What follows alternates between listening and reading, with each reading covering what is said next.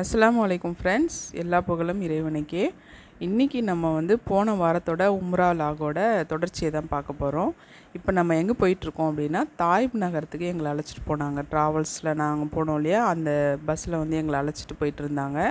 நம்ம அப்படியே போயிட்டே நம்ம வந்து அந்த பரபரப்பான விஷயங்கள் என்ன அப்படிங்கிறத பார்த்துடலாம்.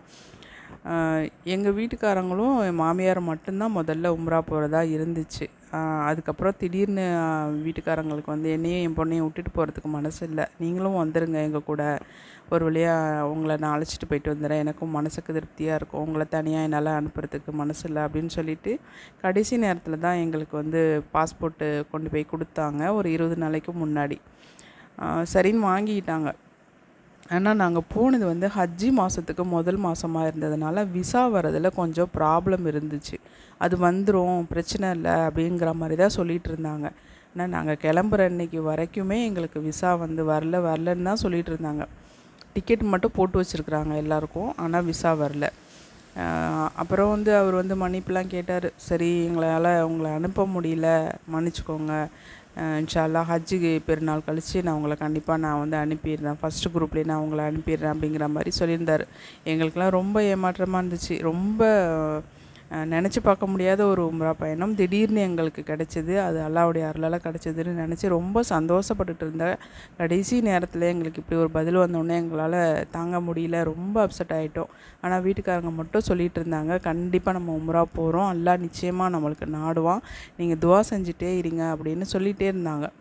அன்றைக்கி நைட்டு நாங்கள் கிளம்புற அன்றைக்கி காலையில் தஹஜ்ஜுத் தொழுதுட்டு அப்போ ஒரு மெசேஜ் போட்டிருந்தாரு, எங்களால் முடியல மன்னிச்சிக்கோங்க அப்படின்னு சொல்லிட்டு.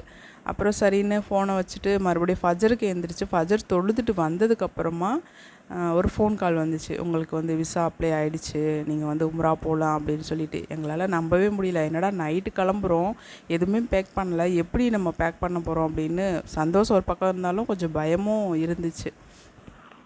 ஓகே ஃப்ரெண்ட்ஸ், நம்ம வரலாறை வந்து தொடர்ந்து பார்க்கறதுக்கு முன்னாடி நம்ம தாயிப் நகரத்தில் பார்க்க வேண்டிய சில இடங்களும் இருக்குது. அதெல்லாம் நம்ம ஒன்று ஒன்றா பார்க்கலாம். பார்த்துக்கிட்டே நான் என்னோடய வரலாறை சொல்கிறேன். இது வந்து நம்ம போகிற வழியிலேயே வந்து குரான் வைக்கிற மாதிரி ஒரு ரேகாலி மாதிரி ஒரு ஆர்ச் மாதிரி ஒன்று பண்ணியிருக்காங்க. பார்க்கறதுக்கு ரொம்ப அழகாக இருந்துச்சு. ரொம்ப முக்கியமான இடம் கூட இது. அதை நான் கொஞ்சம் ஸ்லோ மோஷனில் எடுத்திருக்கேன், அதனால் உங்களுக்கு அப்படி தெரியுது.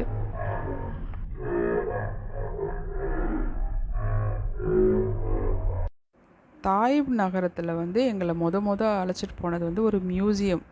அங்கே வந்து அந்த காலத்தில் இருக்கிற எல்லா பொருட்களுமே வச்சுருந்தாங்க. ரசுல்லா காலத்தில் இருக்கட்டும், அதுக்கப்புறம் சஹாபாக்கள் காலத்தில் வாழ்ந்தவங்களோட பொருட்கள் எல்லாமே இந்த மியூசியத்தில் இருந்துச்சு. அதெல்லாம் ரொம்பவே பழமையானதாக இருந்துச்சு. அதில் நம்ம ஒன்று ஒன்றா பார்க்கலாம். இது வந்து ஒரு பழைய காலத்து பள்ளிவாசல். அந்த காலத்தில் எப்படி இருக்குது பாருங்கள் பள்ளிவாசல். மேலே வந்து ஒன்றுமே இல்லை, கூரையெல்லாம் எதுவுமே இல்லை, சும்மா ஒரு உத்தரம் மாதிரி போட்டு அது மேலே வந்து ஏதாவது போட்டிருப்பாங்க போல். ஆனால் இப்போ ஓப்பனாக தான் இருந்துச்சு. மஸ்ஜிதுன்னு ஒரு போர்டு கூட வச்சுருக்காங்க. எப்படிலாம் வாழ்ந்துருக்காங்க பாருங்கள் அந்த காலத்தில். இதெல்லாம் பார்க்கும்போது நம்ம எவ்வளோ வசதியாக வாழ்ந்துட்டுருக்கோம் அப்படின்னு தான் எனக்கு தோணுச்சு. இதுதான் மியூசியம் உள்ளே. இது உள்ளே நிறைய கசகசன்னு நிறைய கூட்டம் இருந்துச்சு, அதனால் நான் அது உள்ளே போய் நான் வீடியோ எதுவும் எடுக்கலை. வெளியிலே நின்று பார்த்துட்டு வந்துட்டோம். எல்லாம் அந்த ராஜா காலத்து வாள் அந்த மாதிரி தான் வச்சுருக்காங்க அப்படின்னு சொன்னாங்க போயிட்டு வந்தவங்க. எனக்கு அதில் பெருசாக ஒன்றும் இன்ட்ரெஸ்ட் இல்லை. இந்த பக்கம் ஏதோ ஒரு பெரிய உருவம் மாதிரி இருந்துச்சு, ஒரு டைனோசர் நிற்கிற மாதிரி இருந்துச்சு. அதோட எலும்புக்கூடு தான் அப்படி தான் தெரியுது. அந்த காலத்தில் டைனோசர்லாம் இருந்துச்சா என்னன்னு எனக்கு தெரியல. அங்கே அந்த எலும்புக்கூடு இருந்துச்சு, அதையும் அப்படியே கவர் பண்ணிட்டு வந்தோம். இந்த பக்கம்லாம் நிறைய ஃபோட்டோஸ்லாம் எடுத்துக்கிட்டு இருந்தாங்க. இந்த பக்கம் நிறைய ஸ்டால்லாம் போட்டிருந்தாங்க. இதுலேயும் நிறைய அந்த காலத்து பொருட்கள்லாம் ஒன்று ஒன்று வச்சுருந்தாங்க. இங்கெல்லாம் விலை ரொம்ப ஜாஸ்தியாக இருந்துச்சு, எதுவுமே வாங்குற மாதிரி இல்லை. அதனால் சும்மா அப்படியே ஒரு ரவுண்டு பார்த்துட்டு வந்துட்டோம். இதெல்லாம் அந்த காலத்து பொருட்கள்லாம்.